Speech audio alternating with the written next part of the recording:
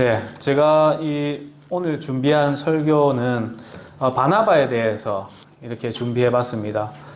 지금 앞에 계시는 그 목사님과 정현학 형제 그리고 사모님과 그리고 한주영 자매는 아마 저번에 교사 모임 때 한번 들어봤던 내용입니다.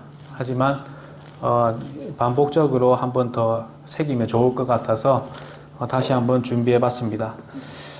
이번 설교 제목이 좀 깁니다. 제가 특별히 바나바로 삼행시를 지어봤어요. 바나바로 삼행시를 지어봤어요. 운을 띄워주실래요? 바나바로 운을 세 글자로 띄웠어요. 자, 띄워주세요. 바나바는 나눔과 위로로 마음을 어루만지고 바로 그리스도의 사랑을 실천한 사람. 이렇게 제목을 정해봤습니다. 제목이 되게 길죠? 아마 이 세상 어느 곳에서도 이렇게 제목 긴 설교 말씀은 없을 겁니다. 네, 앞서 말씀드렸듯이 바나바는 너무나 이제 많은 사람들을 돕고 그리고 위로하고 격려하고 용기를 주었던 그런 사람인 줄 저희가 잘 알고 있습니다. 그 바나바의 본명이 요새라는 이름을 가지고 있습니다. 요새 이름이 요새입니다. 재미없었습니까? 네. 그 이름을 두고 이제 사도들이 이제 바나바라고 이름을 지어줬습니다. 이를 번역하면 격려의 아들, 위로의 아들, 그 바나바가 그런 뜻입니다. 사도행전 4장 36절에 그렇게 나와 있습니다. 바나바는 사실 그 똑똑한 지성인이었는지는 모르지만 아주 따뜻한 마음의 성품을 가지고 있는 사람이었다는 것을 우리는 성경을 통해서 알 수 있습니다. 남을 돕고 친절하고 동정심이 많고 그런 위로하는 그런 사람이었습니다. 바나바에 대해서 어떤 사람은 정말 위대하다고 이렇게 생각하는 분도 있지만 저 개인적으로도 바나바는 정말 위대한 사람이라고 생각합니다. 그런데 그에 반해 훨씬 바나바를 이제 낮게 평가하는 그런 사람들도 많이 볼 수 있습니다. 그런 것이 왜 그러냐면 바울과 나중에 바나바가 이제 다툼을 하게 되잖아요. 다툼을 하게 되는데 거기서 이제 바울이 갑자기 월등하게 성경 말씀에서 갑자기 많이 나오게 됩니다. 그런 부분 때문에 바나바를 좀 낮게 평가하는 부분이 없잖아 있습니다. 그렇지만 그는 아주 실제로 위대한 사람이었고 성경에서 정말 많은 일을 했던 그런 사람인 줄 우리가 알 수 있습니다. 정말 12제자들 중에서 좀 특별한 제자 3명이 있죠.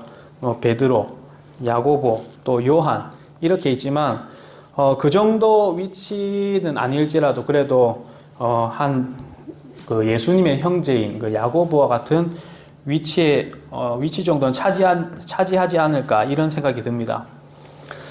사도들과 제자들은 바나바가 많은 사람들을 위로하고 격려하고 세우는 것을 보았을 것입니다. 그 원래 이름이 그 요새라고 말씀드렸지 않습니까? 그 요새라는 자기 본명은 점점 이제 나타나지 않게 되고 나중에는 바나바라고 자꾸 나타나게 되는 거죠. 위로자, 권위자, 격려자. 바나바는 정말 내려오는 전승에 의하면 그 예수님께서 전도하러 내려보낸 70명 중에 한 명으로 알려져 있습니다. 그리스도의 부활을 목격한 500여 명의 형제 중에 한 사람이었다고 합니다.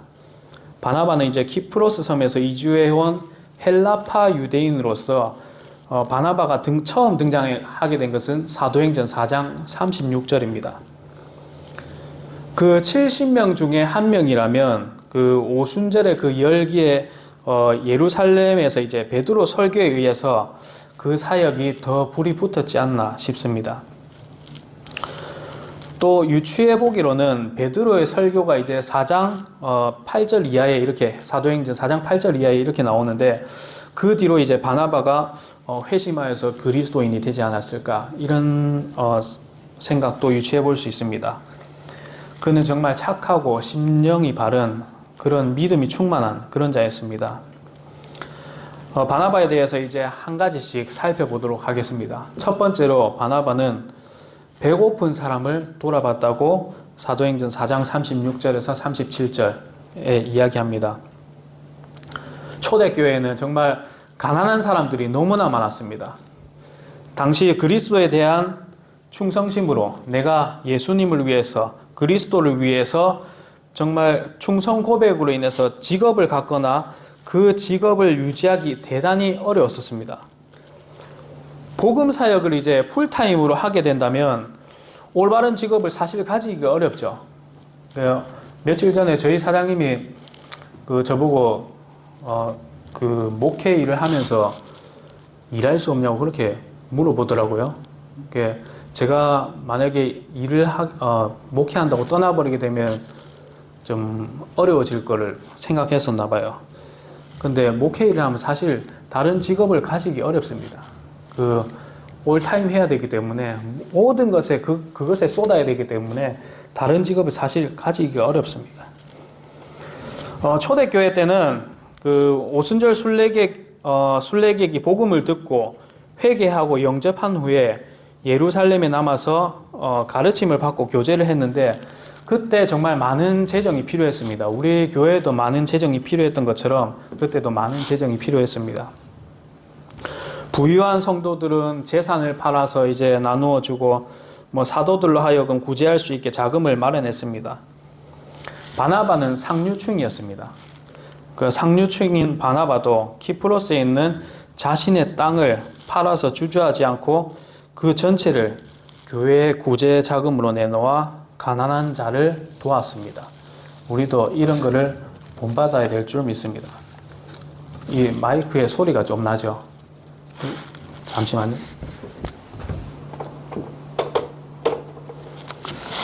네, 죄송합니다.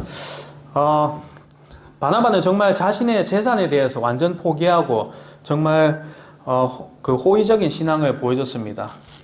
그런데 이때 우리가 잘 아는 아나니아와 삽비라는 질투심이 나왔습니다. 재산을 팔았지만 전체 재산인 양 이렇게 위장을 하게 됐습니다. 그리고 존경받기를 원했던 그런 사람이었습니다. 그 결과 어떻게 됐습니까? 아나니아와 삽비라는 그 자리에서 목숨을 잃는 그런 비참할 끝을 맞이하게 되었습니다. 바나바는 상류층이지만 사람에 대해서 자비로운 행동을 취한 사람이었습니다. 그는 자신의 재산을 처분한 뒤로도 열심히 일하고 수고하며 그렇게 살았습니다. 교회의 도움을 받지 않았습니다. 그 사람은. 바나바와 바울의 손에 의해서 이제 구호품이 예루살렘에 전달된 것이 사도행전 11장 이야기가 나옵니다.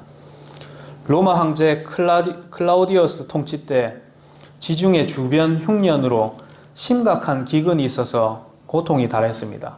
그때 바나바가 안디옥 교회 지도자로 있을 때 대언자 아가보가 예루살렘에 기근이 있을 거라고 예언을 했죠.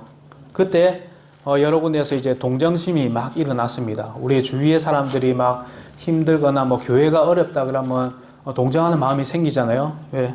이랬듯이 마침 이제 예루살렘에서 심각한 고통을 겪는다는 소식을 듣고 유대에 있는 형제를 돕기 위해 구호품이 바나바의 손으로 전달되게 되었습니다. 성경에는 하나님께서 가난한 자에 대해서 관심을 둡니다. 게을러서 가난한 것, 그런 것은 제외하고 정말 가난한 자에 대해서 관심을 두고 있는 하나님입니다. 우리 구약에 보면 레위기 19장 9절에서 10절입니다. 레위기 19장 9절에서 10절입니다. 한번 찾아보실까요?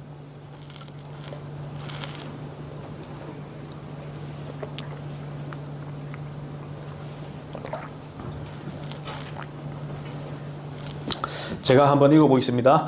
너희가 너희 땅에 수확물을 거둘 때에 너는 내 발의 모퉁이까지 다 거두지 말고 네 수확물 중에서 떨어진 이삭도 줍지 말며 내 포도원에 떨어진 포도를 줍지 말고 내 포도원의 포도를 다 따지 말며 가난한 사람과 나그네를 위하여 그것들을 남겨둘지니라. 나는 주 너희 하나님이니라. 여기에서 하나님의 사랑을 볼 수 있습니다. 자기만 다 욕심부려서 모든 것을 거두어서 다른 사람들 하나도 거둘 수 없게끔 하지 말고 남겨두라고 이렇게 말씀하셨고, 가난한 사람을 위해서 떨어진 것이라도 주워 먹을 수 있도록 그대로 놔두라고 이렇게 말씀하십니다. 이것이 하나님의 성품인 것입니다. 또 우리는 보아스를 알 것입니다. 보아스는 가난한 룻이 이삭을 주울 때 일꾼들에게 조금 더 흘려놓으라고 이렇게 배려를 했습니다. 왜 그랬습니까? 룻이 좀 더 주어서 이제 먹게 하기 위해서 그렇게 배려를 했습니다. 이렇게 줄인 자를 먹이는 자는 복을 받게 되어 있다고 잠언서에 그렇게 얘기합니다. 잠언 19장 17절입니다. 가난한 자를 불쌍히 여기는 자는 주께 빌려드리는 자니 그가 베푼 것을 그분께서 그에게 다시 갚아주시리라. 우리가 무엇인데 하나님께 빌려드린다라는 표현을 쓰겠습니까? 이토록 이 일은 그만큼 큰 일이라고 하는 것을 이야기합니다. 그리고 신약을 살펴보면 가난한 자를 돕지 않으면 거짓된 믿음, 거짓된 사랑이라고 이렇게 경고했습니다. 야고보서 2장 15절에서 17절입니다. 야고보서 2장 15절에서 17절. 만일 형제나 자매가 헐벗고 일용할 양식이 없는데 너희 중에 누가 그들에게 이르되 평안히 떠나가라, 너희는 따뜻하게 하고 배부르게 하라 하고는 몸에 필요한 그것들을 너희가 그들에게 주지 아니하면 그것이 무슨 유익이 있느냐. 좋은 이야기도 행동이 기반되지 않는 것이라면 나중에는 오히려 화가 날 때가 있습니다. 예를 들어 직장에서 대표가 이제 직원에게 수고가 많다, 고맙다, 고생이 많았다, 이런 이야기를 한다고 칩시다. 이런 얘기가 필요 없다는 게 아니에요. 이게 정말 중요합니다. 그렇지만 직장인들에게 중요하고 꼭 필요한 것이 어떤 것이죠?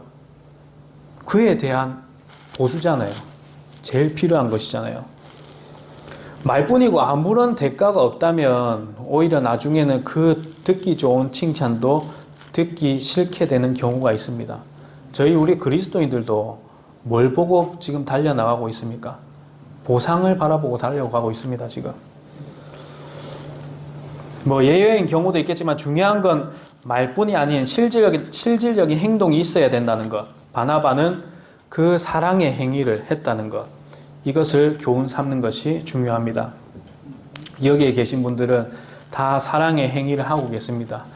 식당 봉사를 하시고 계시고, 어떨 때는 차량 봉사도 하시고 계시고, 예배당의 건물에 부족한 것, 필요한 것, 전부 다 행동으로 사랑의 행위를 나타내 주셨습니다.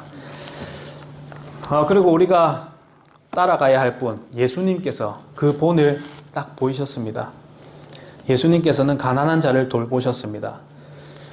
그리고 가난한 자에게는 나누라고 하셨습니다. 마태복음 19장 21절입니다. 예수님께서 그에게 이르시되 네가 완전하게 되려거든 가서 네 소유를 팔아 가난한 사람들에게 주라. 그리하면 하늘에서 네게 보화가 있으리라. 그리고 와서 나를 따르라 하시매 그 청년이 많은 소유를 가졌으므로 그 말씀을 듣고 근심하며 가니라. 예수님께서 부자 청년에게 하신 말씀입니다.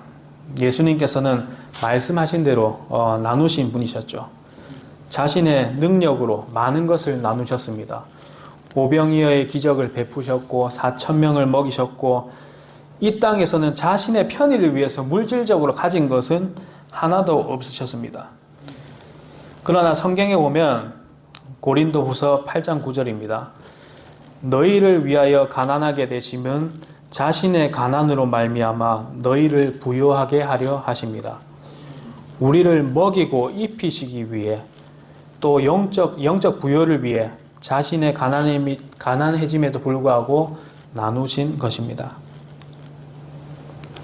반대로 우리가 실질적인 신앙생활에 있어서는 이런 부자 청년과 같은 태도는 절대로 보여서는 안 될 것입니다.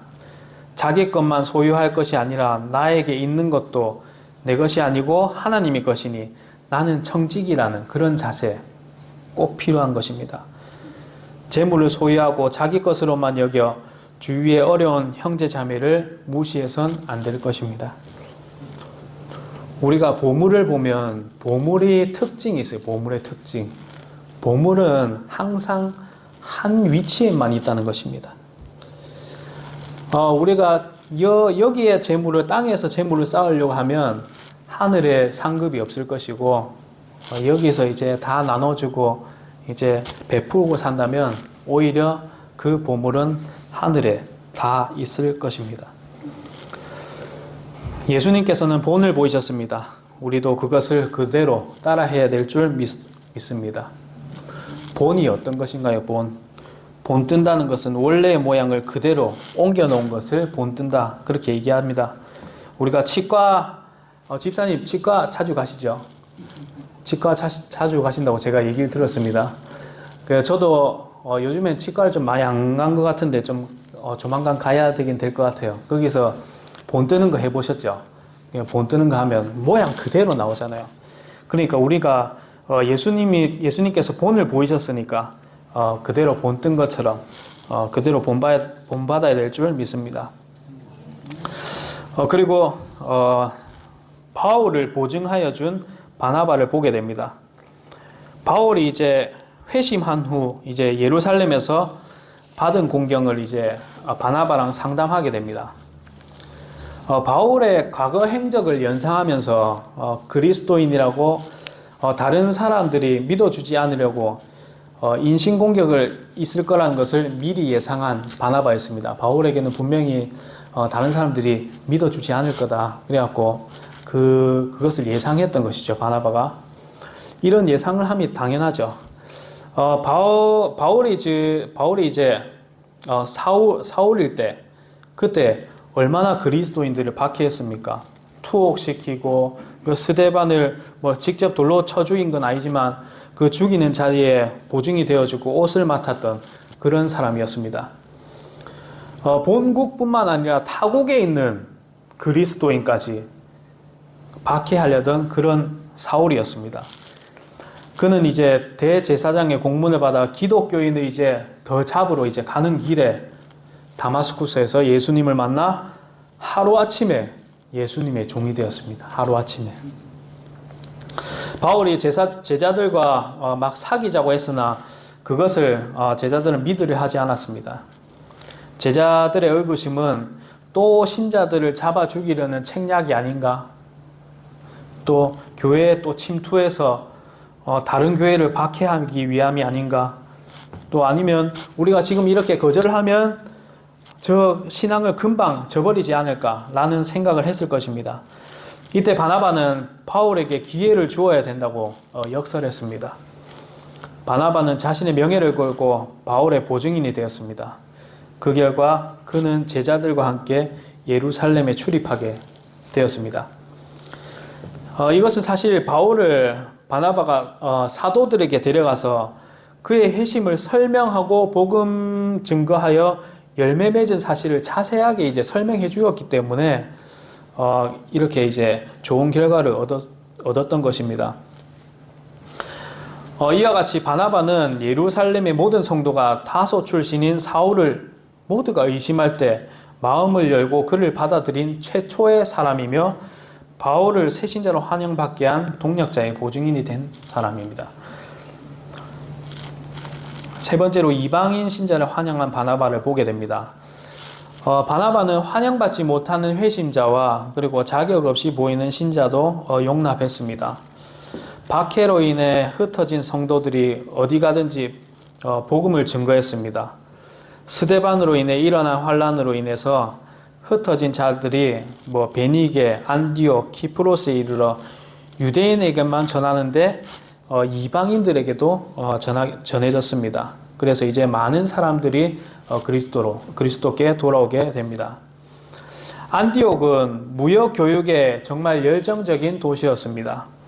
여기서 이방인에게 복음이 증거되었고 그 결과 로마 시대의 제3의 도시로 발전하게 되었습니다. 약간 우리나라랑 비슷한 것 같아요. 우리나라도 정말 전쟁하고 나서는 정말 형편없는 나라였잖아요.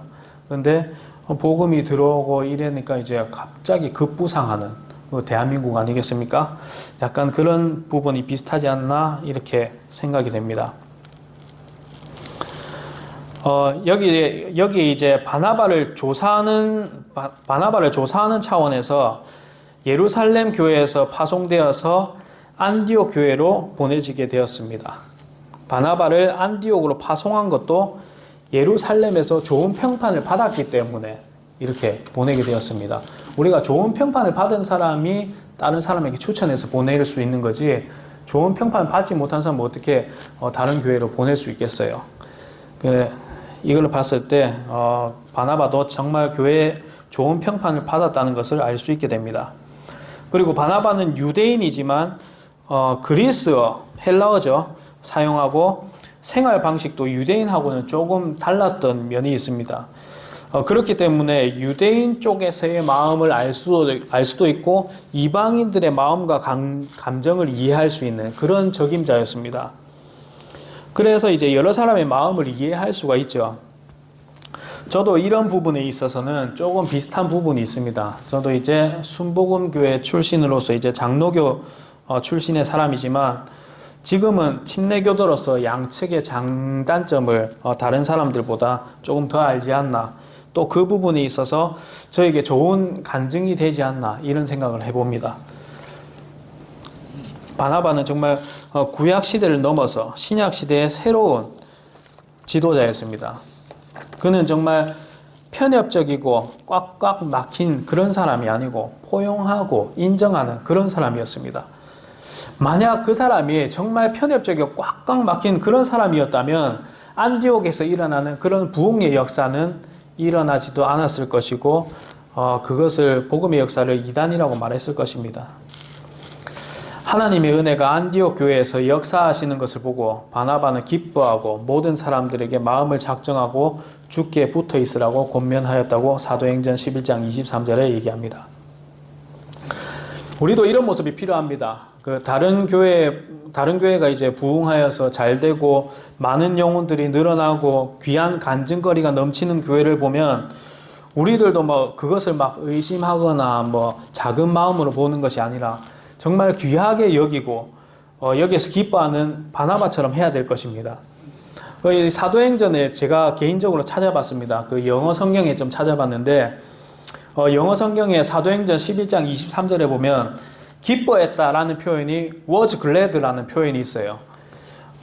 저는 당연히 기뻐했다라고 했으니까 joy라는 표현이 들어갈 줄 알았거든요. 근데 여기 was glad라고 돼 있어요.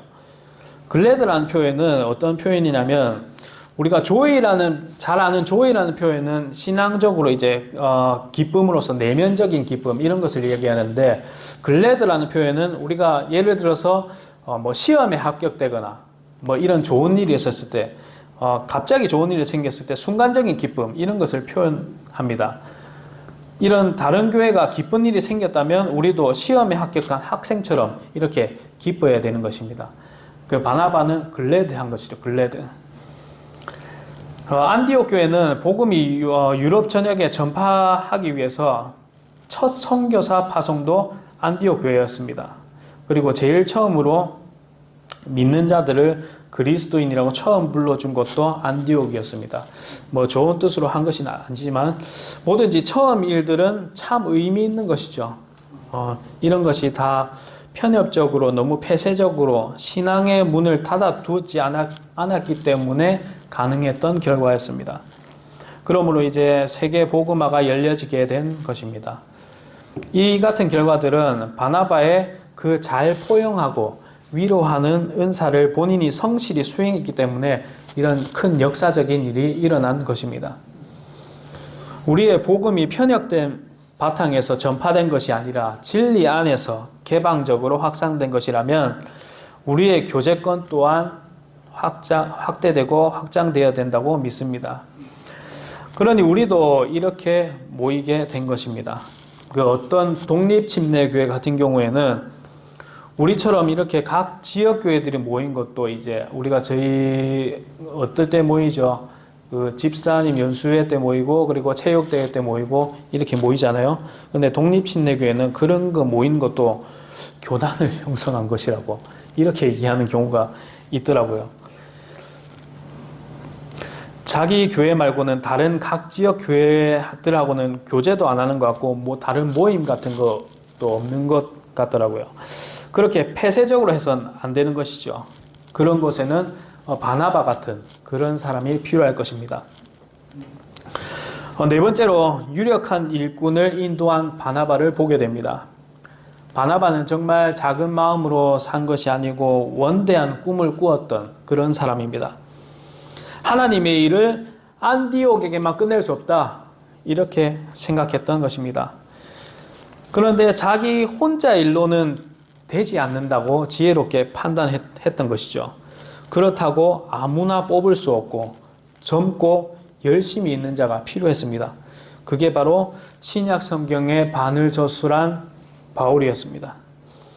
그는 유대인들의 최고 존경을 받는 가말리엘 문화에서 특수 교육을 받고 유대 랍비이면서 태어나고 자란 곳은 헬레니즘 문화가 스며든 길리기아 다소이기 때문에 유대인이면서 헬라적 배경을 잘 이해하고 알기 때문에 바울이 딱 적합했습니다.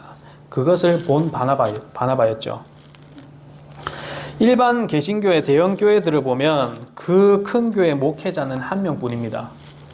물론 부목사님들도 있긴 하지만 그렇다고 해도 너무 많은 성도들을 담당하고 있습니다. 자신의 성도들이 누가 있는지, 어떤 사람인지, 어디에 사는지, 어떤 문제를 겪고 있는지 전혀 알지 못합니다. 이렇게 해야 되는 것이 아니라 바나바처럼 자신이 감당할 수 없는 숫자이니 딱 적임자를 찾고 바울을 찾고 이제 세워야 한다는 그런 바나바의 생각을 가져야 된다는 것이죠. 바나바가 이제 다른 일을 찾지 않고 자기 혼자 일로만 생각하고 이랬다면 양들 관리도 안 됐을 것이고 지금의 바울도 없었을 것입니다. 그 위대한 일을 저버리게 되는 것이죠. 바나바는 바울에게 자신의 사자를 보내지 않고 직접 바울의 고향인 다소로 내려가게 됩니다. 이때 사도행전 9장 이하입니다. 이때는 바울이 지금 피신해 있는 상태였습니다. 피신해 있는 상태. 그는 믿는 사람들한테서도 예전에 기독교인들을 박해했던 사람이었기 때문에 경계 대상이었고 또 유대인들한테까지도 배신자로 찍혔기 때문에 살해 위협을 받는 그런 상태였습니다. 이때 아마 바울은 어둠 속에서 실망하고 좌절하고 정말 공포 속에서 그렇게 지냈을지도 모릅니다. 이때 바나바가 직접 가서 이끌어내서 중요한 사역의 일을 인도해낸 것입니다. 아무리 정말 강한 사람이라도 정말 옆에서 도와주는 사람 없이는 무너지기 마련입니다. 신약에는 지금껏 이야기하는 바울과 바나바가 있었고 구약에는 그 강한 다윗 옆에 도와주는 그 요나단이 있었습니다. 그 도와주는 이들이 없었더라면 지금의 다윗과 바울은 없었을 것입니다. 확실히 조명받는 사람은 주목받고 유명해지고 그렇게 되지만 도와주는 사람은 사실 잘 몰라요. 옆에서 도와주는 사람들은. 아마 제가 예상하건대 교회에 가서 이제 바나바에 대해서 얘기하면 바나바를 모르는 사람들이 수두룩할 겁니다. 아마. 하지만 이 도와주는 이들이 정말 대단한 것은 다른 사람들이 알아주지 못하는 데에도 자신의 일을 열심히 수행했다는 것이 정말 높게 살 일입니다.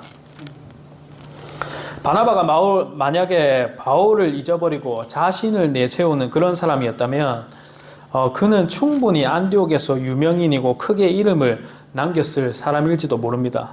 그러나 자신을 중요하게 생각하는 것보다 나보다는 남을 더 낮게 여기는 그런 사람이었기 때문에 바나바의 그 마음이 새로운 역사를 이뤄내고 하나님의 마음에 합당한 그런 사람이었을지도 모릅니다.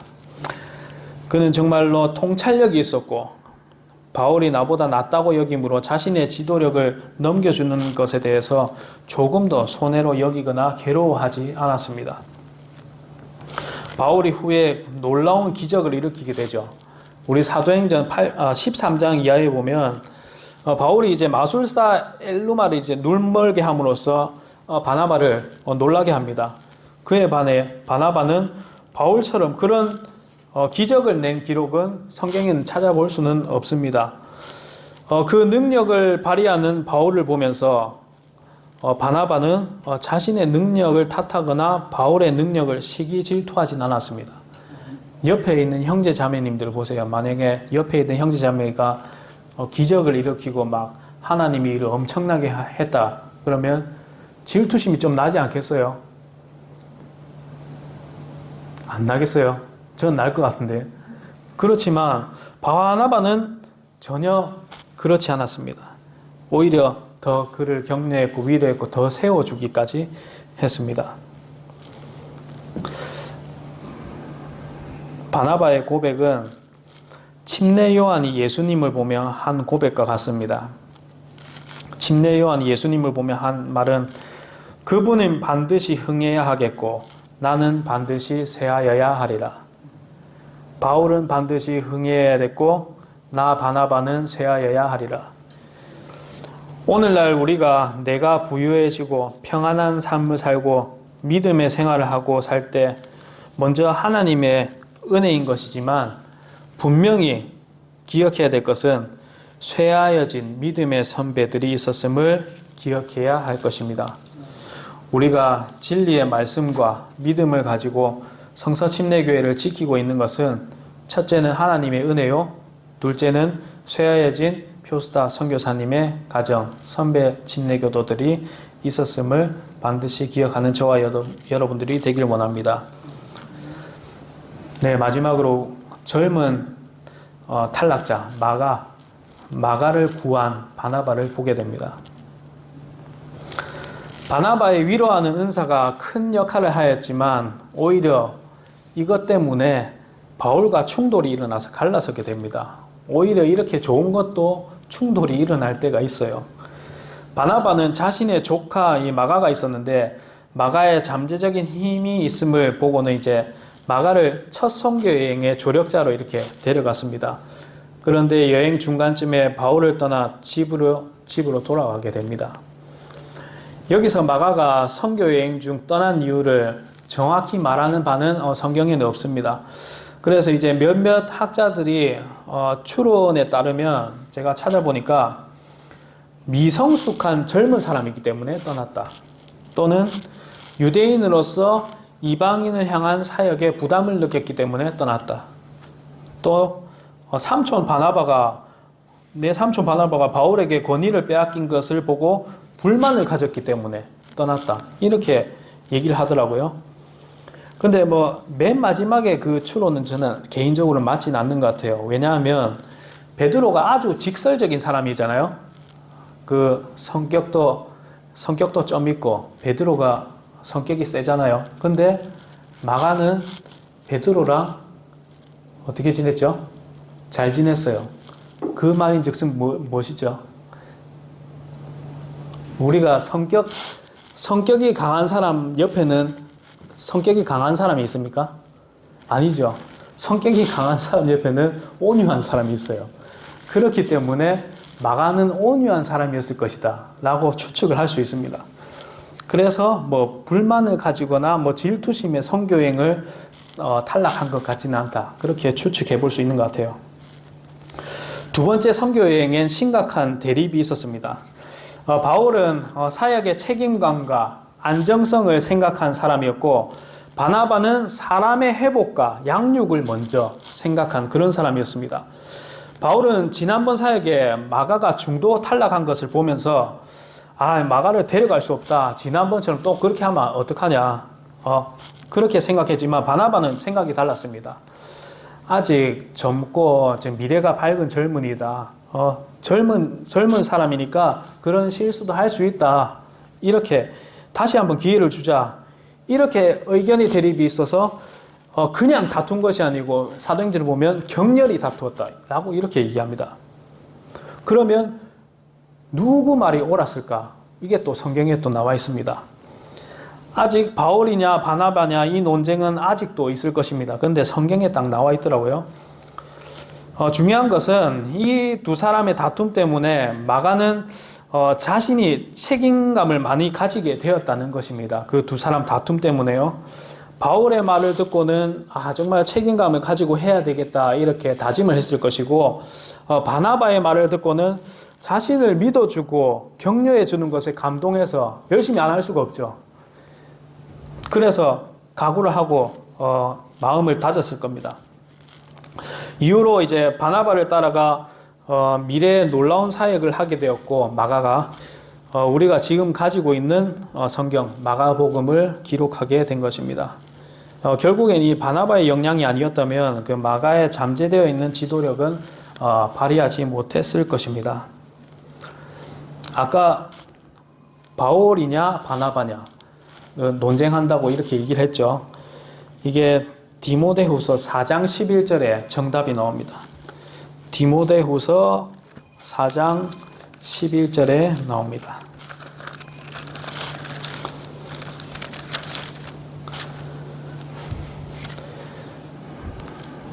자, 바울이 이렇게 얘기합니다. 오직 누가만 나와 함께 있느니라. 마가를 취해 데리러 오라. 그가 사역을 위해 내게 유익하니라. 아까는 뭐라 했죠? 난 마가 필요 없다 그랬죠. 근데 지금은 어떻게 합니까? 지금 필요하다. 마가를 좀 데리고 온다. 내한테 너무 유익하다. 이렇게 얘기를 합니다. 결국에는 바나바의 말이 맞았던 것이죠. 이처럼 바나바가 정말 훌륭한 역할을 한 것처럼 우리가 들어야 될 다른 교훈은 나보다 성숙한 선배의 말을 귀 기울일 필요가 있다. 바울도 당시에는 젊었지만 그 선배인 바나바의 말을 귀 기울였으면 어땠을까라는 생각을 해봅니다. 그러니 저희도 믿음의 선배들의 말을 좀 기울이자라는 것입니다. 지금 내 생각 같아선 아닌 것 같아도 나중에 바나바를 인정한 바울같이 되기 전에 귀를 기울이는 저와 여러분들이 되길 원합니다. 말씀을 정리하겠습니다. 바나바는 정말 온유하였고 격려하는 은사가 있어서 사람들을 감동시켜 사람을 움직이게 하는 그런 사람이었습니다. 그는 사람을 보는 통찰력이 있었고 다른 사람에게 내재되어 있던 재능을 잘 발견하는 그런 사람이었습니다. 온유한 성격이었지만 반면에 또 리더십은 있었고, 성경에서는 어떻게 보면 주인공 역할보다는 거리가 멀 수는 있겠으나 이제 바나바로 인해 바울과 마가 그 외의 사람들이 세워지게 됩니다. 자신의 헌신으로 말미암아 하나님의 영광을 드러내는 그런 사람이었습니다. 저와 여러분들도 이런 바나바처럼 누군가의 삶에 믿음의 디딤돌이 되길 소망합니다. 다른 형제자매가 다시 일어설 수 있도록, 다른 형제자매가 다시 걸을 수 있도록, 다른 형제자매가 하나님께 쓰임받을 수 있도록, 그런 사람이 바로 오늘 이 자리에 있는 우리 자신이 되길 원합니다. 기도하겠습니다.